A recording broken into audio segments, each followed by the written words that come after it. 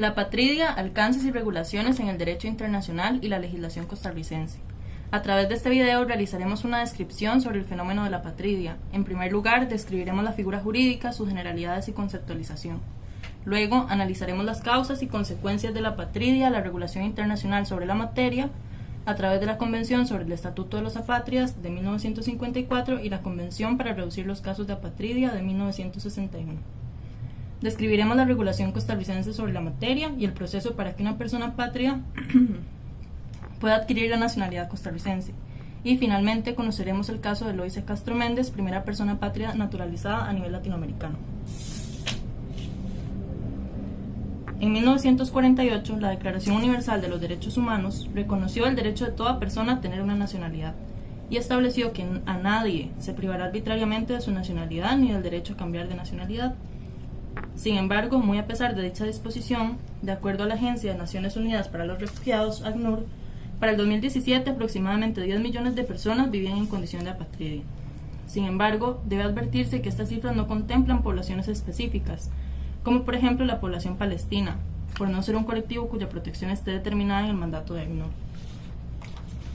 De acuerdo con la Convención de 1954 sobre el Estatuto de los Apátridas, las personas apátridas son aquellas que no son consideradas como nacionales por ningún Estado, conforme a la legislación.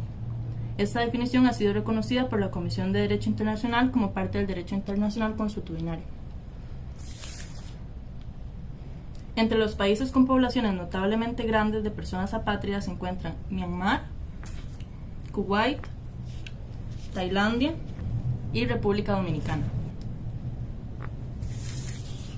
Como hemos dicho, la apatridia surge en todas las situaciones en que se impide acceder a una nacionalidad a quien carece de ella. Así, puede ser causada por una serie de factores tales como la discriminación en las leyes de nacionalidad por causas raciales, religiosas o de género, entre otras. El ejemplo más claro de apatridia por discriminación es el de los judíos alemanes, a quienes se les arrebató su nacionalidad durante el régimen nazi. Sin embargo, también existen otros ejemplos de apatridia por discriminación. Tal es el caso del contexto de la crisis en Siria, donde el riesgo de apatridia se incrementa por una combinación entre la discriminación de género en la ley de nacionalidad siria, pues se hace depender la nacionalidad de la mujer de la nacionalidad de su esposo. Los riesgos de apatridia también pueden surgir en situaciones de desplazamiento y la falta de documentación civil entre la población desplazada. Otra causa de apatridia puede ser el conflicto y los vacíos en las leyes de nacionalidad, por ejemplo, con respecto a menores nacidos de padres extranjeros o naturalizados. O bien, en casos de inadecuación del derecho interno con las disposiciones sobre nacionalidad recogidas en los tratados sobre cambios territoriales, o debido a una aplicación errónea de los mismos. Otra causa de apatridia se debe a la sucesión entre estados, y dos ejemplos de esto fueron la disolución de la Unión Soviética y la desintegración de Yugoslavia. En cuanto a las consecuencias de la apatridia, la imposibilidad de adquirir una nacionalidad puede impactar negativamente en varios aspectos importantes de la vida de una persona, e incluso en el ejercicio de varios derechos, tales como el derecho al voto y en general los derechos a la participación política, el derecho a la propiedad, puesto que la persona se ve impedida de inscribir bienes a su nombre, la libertad de circulación, la libertad contra la detención arbitraria, el derecho a la salud, con respecto a la posibilidad de acceder a los tratamientos que la persona requiera y su derecho a la seguridad social, y el derecho a la educación. La apatridia a veces permanece como un problema invisible, porque las personas apátridas a menudo son inadvertidas o no escuchadas. Además, no se les permite realizar muchas actividades ordinarias como asistir a la escuela, ver un médico, conseguir un trabajo, abrir una cuenta bancaria, comprar una casa o incluso casarse. Es por esto que en el derecho internacional se ha creado una serie de disposiciones para prevenir situaciones de apatridia. Ahora que ya conocemos qué es la apatridia, sus causas y consecuencias, podemos preguntarnos cómo se regula esta figura jurídica. Para entenderlo, revisaremos los instrumentos internacionales que lo regulan, la Convención sobre el Estatuto de los Apátridas y la Convención para reducir los casos de apatridia de 1961. Este instrumento fue emitido en el marco de las Naciones Unidas y se crea con el objetivo de regularizar y mejorar la condición de los apátridas mediante un acuerdo internacional. ¿A quiénes protege? La Convención considera apátrida a toda persona que no sea considerada como nacional suyo por ningún Estado conforme a su legislación. Sin embargo, este instrumento no aplica para todas las personas. No incluye a las personas que reciben protección o asistencia de un organismo de las Naciones Unidas distinto al Alto Comisionado de las Naciones Unidas para los Refugiados, eso sí, mientras estén recibiendo tal protección o asistencia. Tampoco aplica para las personas a quienes las autoridades competentes del país donde hayan fijado su residencia reconozcan los derechos y obligaciones inherentes a la posesión de la nacionalidad del país. Por último, tampoco aplica para las personas sobre las cuales hayan razones fundadas para considerar que han cometido un delito contra la paz, un delito de guerra o un delito contra la humanidad, que han cometido un delito grave de índole no político fuera del país de su residencia antes de su admisión en dicho país, o bien que son culpables de actos contrarios a los propósitos y principios de las Naciones Unidas. Entonces, ¿por qué es importante la Convención? Porque establece una serie de protecciones y derechos para las personas apátridas que los Estados partes se comprometen a cumplir.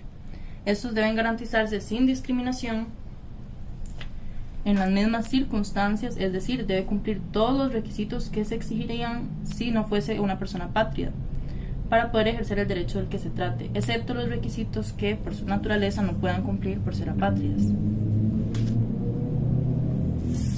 Entre los derechos que protege esta convención se encuentran el derecho de asociación, el acceso a los tribunales, el empleo remunerado, la vivienda, la educación pública, el documento de identidad. Ahora bien, partiendo de esto, podemos continuar con el segundo instrumento internacional, la Convención para reducir los casos de apatridia de 1961. Esta convención establece una serie de obligaciones para los estados. En primer lugar, los estados contratantes concederán su nacionalidad a la persona nacida en su territorio de otro modo sería apátrida. Para hacerlo hay dos modalidades: o se adquiere de pleno derecho en el momento del nacimiento, o se adquiere mediante la solicitud presentada ante la autoridad competente por el interesado o en su nombre. En segundo lugar, el Estado contratante concederá su nacionalidad a una persona que no haya nacido en el territorio de un Estado contratante y que de otro modo sería apátrida si en el momento del nacimiento del interesado uno de los padres tenía la nacionalidad del primero de sus estados. Veamos un ejemplo. El Estado A es un Estado contratante y Julieta tiene la nacionalidad del Estado A. Ella viajó al Estado B, que no es un Estado contratante, y vivió un tiempo allí. Durante su estadía tuvo a su hijo Martín. A Martín le negaron la nacionalidad del Estado B. Para evitar que su hijo quedara sin nacionalidad, Julieta tramitó ante el Estado A, es decir, su estado de residencia y de nacionalidad, una solicitud a nombre de Martín para que le concediera la nacionalidad del Estado A, en virtud de lo dispuesto por el artículo 4 de esta convención. En tercer lugar, en algunos casos, las personas pueden perder su nacionalidad. Partiendo de esto, por algunos motivos, se encuentran el matrimonio, su disolución, o bien también puede encontrarse dentro de los motivos la adopción.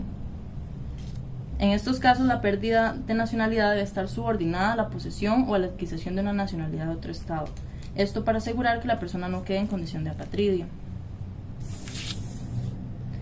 En cuarto lugar, la Convención hace referencia a algunos casos en los que la legislación de un Estado contratante prevé la renuncia de la nacionalidad. Dicha renuncia solo será efectiva si el interesado tiene o adquiere otra nacionalidad.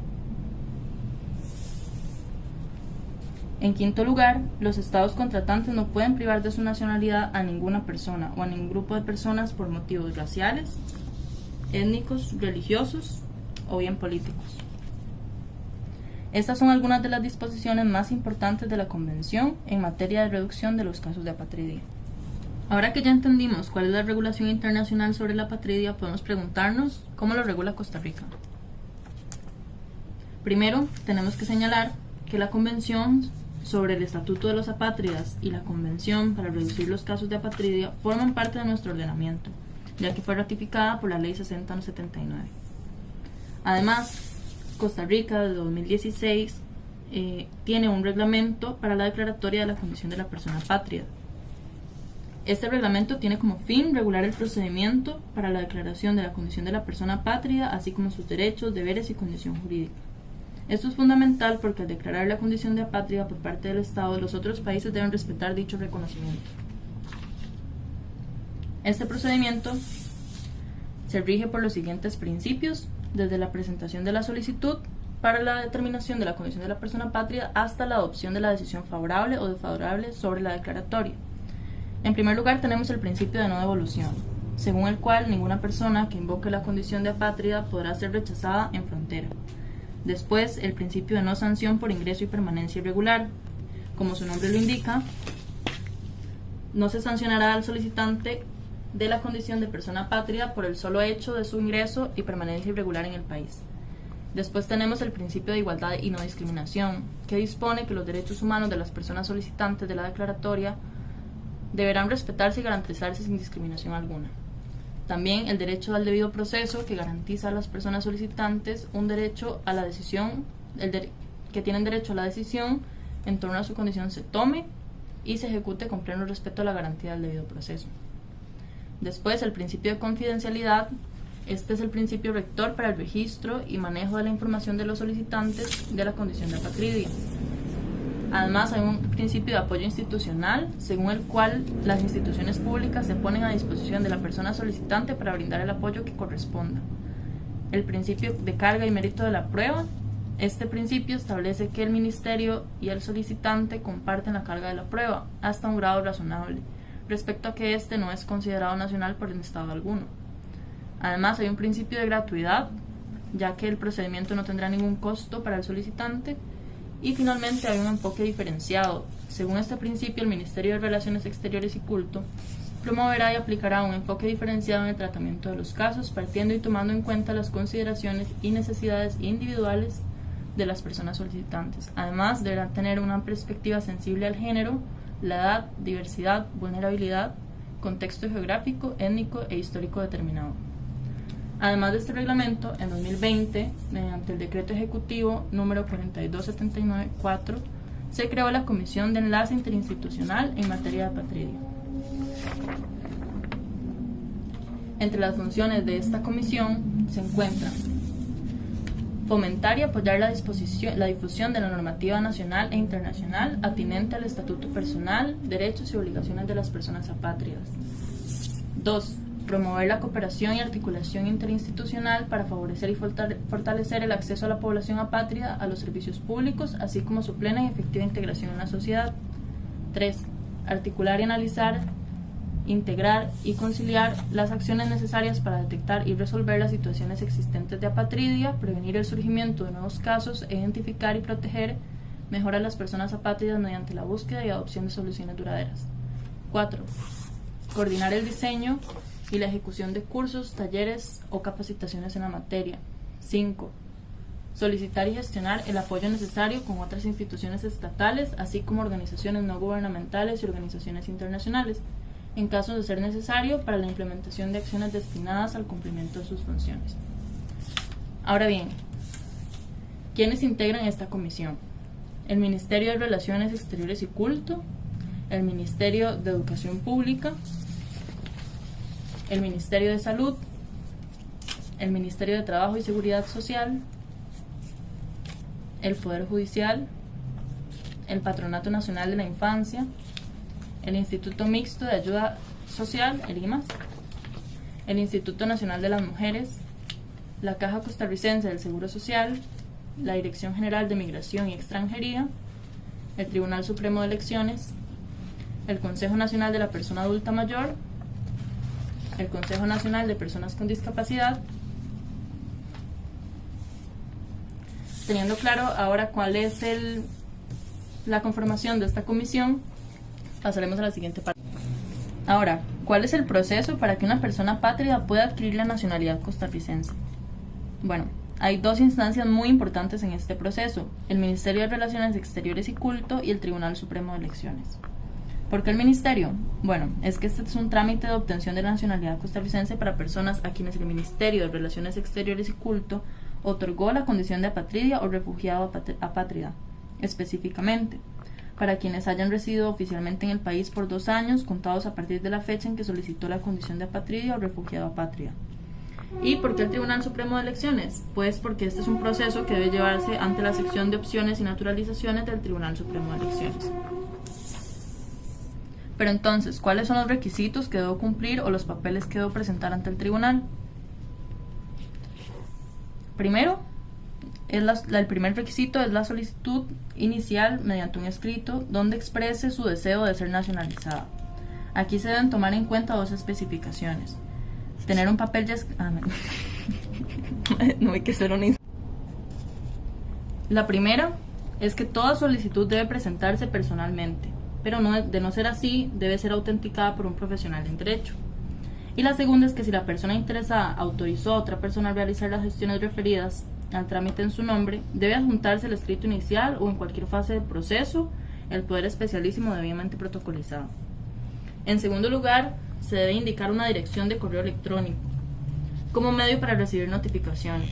En casos excepcionales o que la persona manifieste no disponer de una cuenta de correo electrónico activa, deberá indicar una dirección física lo más exacta posible para recibir las notificaciones. En tercer lugar, se debe aportar fotocopia del documento de identidad vigente, provisional o permanente de condición apátrida o refugiado apátrida, certificada por notaría pública.